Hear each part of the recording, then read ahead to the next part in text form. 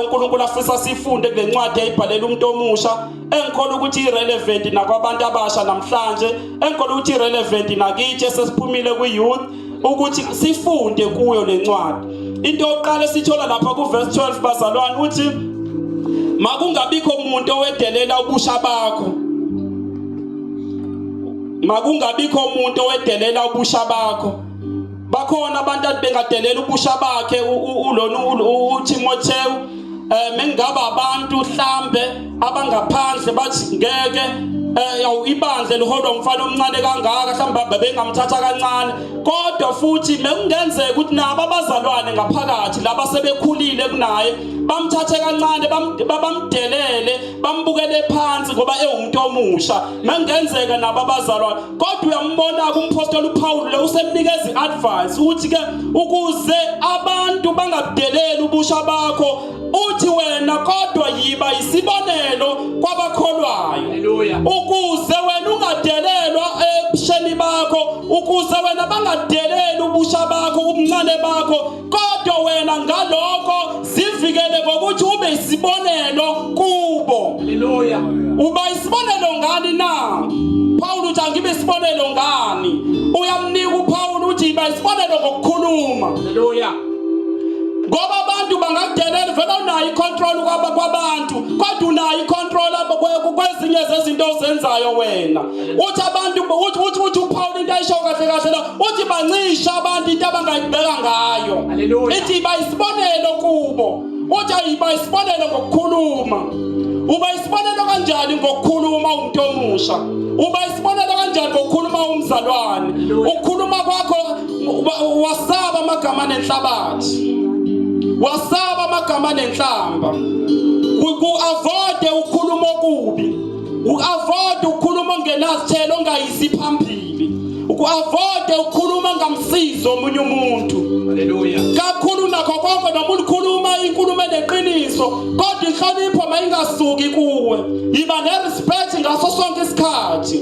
Bazisa abantu abadala kuze bangakudeleli ubusha bakho. Kuze bangatholi into abangagxeka ngayo. Gcwala ngenhlonipho. Yiba umuntu onenhlonipho nerespect. Kakhulu yiba umuntu onolwazi ozokhuluma into eyiqiniso. Haleluya. Ungatholakala umuntu okhuluma amanga. Akekho umuntu ohlonipha umuntu okhuluma amanga. Uthi uqala uzokhuluma ukuthi wena lohleze nembudane yakhe. Yiba isibonelo ngokukhuluma. Yazi into oyikhulumayo avoid ukukhuluma amagama nenhlabathi amagama anenhlamba amagama ahlambalazayo. Khuluma inkulumo yakho ngaso sonke isikhathi yembathisa inhlonipho. Yiba umuntu onenhlonipho ngaso sonke isikhathi. Okwesibili athi akabe isibonelo ngakho uthi yiba isibonelo ngokuziphatha. Yiba umuntu omusha oziphethe kahle uyadeda kuko konke ububi uyakuyeka zonke izinto ezimbi ngoba mawuziphethe kabi unikeza abantu ithuba ukuthi badelele ubusha bakho. Uthi yini esikatshelwa yintsha njengoba intsha yenza nje? Yini esikatshelile nabafana benza nje? Bancisha abantu into abangadelela ngawo ubusha bakho. Ziphathe kahle deda kuko konke uhlobo lobubi. Avoid izinto ezimbi ezingcolisa ubusha bakho. Ezovimba nendlela yakho ukukhula kwakhe enkosini. Haleluya. Ithina kwesinye isikhathi ezabantu abasha noma abantu abakholwayo esenza esidonsela amatshe kwabanye abantu abokusigxeka. Ngoba indlela nathi asiphatha ngayo. Kodwa asibavala abantu abazodelela ubusha bethu ukuthi sibe isibonelo kubo ngendlela esiphatha ngayo. Haleluya. Athi bisibonelo ngothando. Paul ngibe isibonelo kanjani ngothando?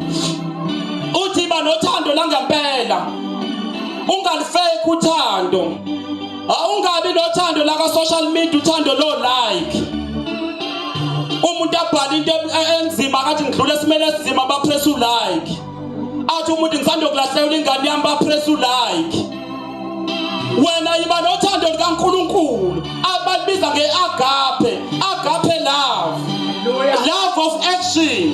When uyasibona isidingo kumuntu ungenelele kuso uthando likaNkulunkulu lelo. uthando kaNkulunkulu uJesu wasifundisa ngalo kulapha kuLuka 10 mekhuluma istory lesomzekelo ngomSamaria olungileyo. Before abatshela ngomSamaria olungileyo bebembuza ukuthi imuphi umthetho omkhulu. Athi uJesu uthanda inkosi uNkulunkulu wakho athi ngayo yonke inhliziyo yakho nanga wonke umphefumulo wakho nanga wonke amandla akho. Haleluya. Athi nangayo yonke ingqondo yakho. Athi umthetho wesibili athi mthanda umakhelwane wakho njengalokhu uzithanda wena. Bese njani abafarisa bese bebuza ukuthi ubani umakhelwane wami. Kahle kahle le ndaba imalana nothando. Uyabatshela ukuthi uJesu istory la somuntu thizeni owayehla kuqhamuka eJerusalem eJeriko. Wahlangana negcwele zamgcweleza endleleni zamshiyela imele. Kwaqhamuka umpriest owulindele ukuthi angaveza uthando kodwa wabuka mhlambe wathi inkosi ibusise wadlulela. Kwaqhamuka umlevi abasebenzi basethempelini naye wabuka washaya kanje mhlambe wathi washaya isiphambano wadlula nayo. Kodwa kwaqhamuka umSamaria owenza uthando lukaNkulunkulu owenza lento esithi agape love. Uthola umSamaria othile wayesendleleni wazithela kuye kuthe embona wamhawukela. Waya kuye wambopha amanxeba. That the action love wabona isidingo wayomithana leso sidingo leso.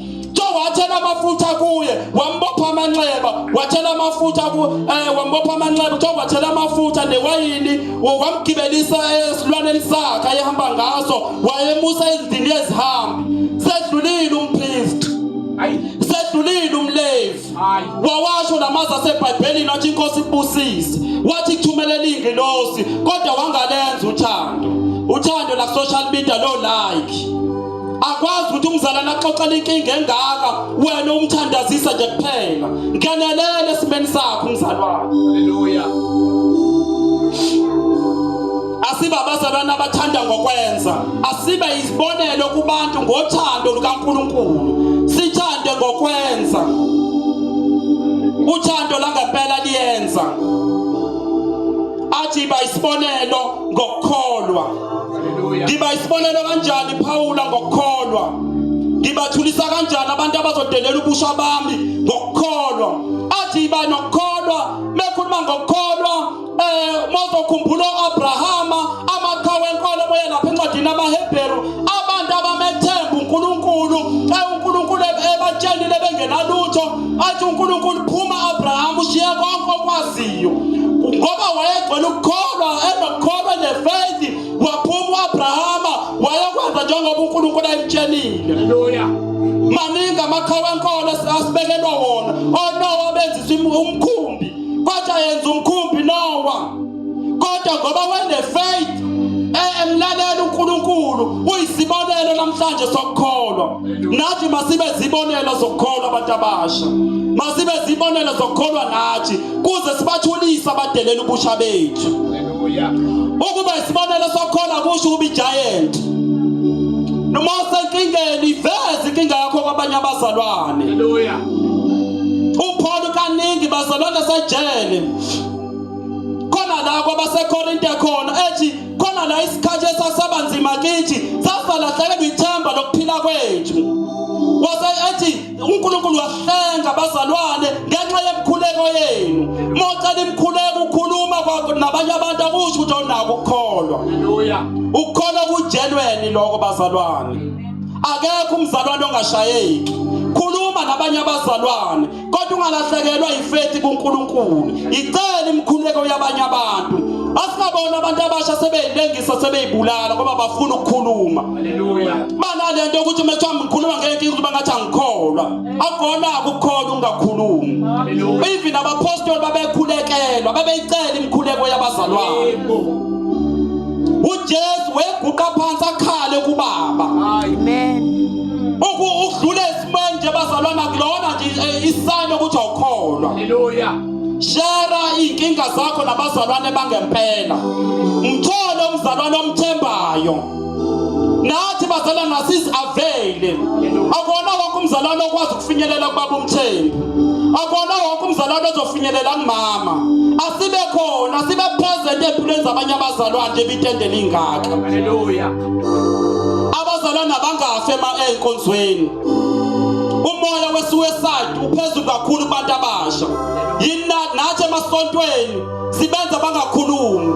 Inkinga odlula kuzo cele imkhuleko yabazalwane. Hallelujah. I believe ukuthi kunezinye izinto uNkulunkulu angekazenze apha njini sithandaze sibe baningi. Hallelujah. Mosakhuleka wedwa endlini uNkulunkulu akazuyenza lo yinto. Ezinye zezinto zibiza ukuthi uhlanganyele nabanye abangcwele kulezo nkinga. Hallelujah. Iba isibonelo ngokukholwa. Nalo kugcina ke bazalwane athi akabe isibonelo ngakho kuza avimbe noma avale imilomo yabantu abazodelela ubusha bakhe. Athi aba isibonelo ngokuhlanzeka. Cleanliness. Ayike angimazi umzalwane mina osindisiwe yinuku. Abazalwane nje ba clean abazalwane. Umzalwane osindisiwe nje uyazinaka. Hallelujah. Ukuzinaka ke bazalwane kunane theme elikhona. Uzwa abazalwane beze beliphika ukuthi ngeke uthole eBhayibhelini kodwa liyiqiniso. Kodwa itheme edumile lithi cleanliness next to godliness. Ngeke uthole eBhayibhelini kodwa iqiniso. Thina abazalwane siyazinaka bomuntu omusha uyahlanzeka. Awuziphathisi nje kwekhehla umfana omncane. Awuziphathisi kwamama uyingane omncane.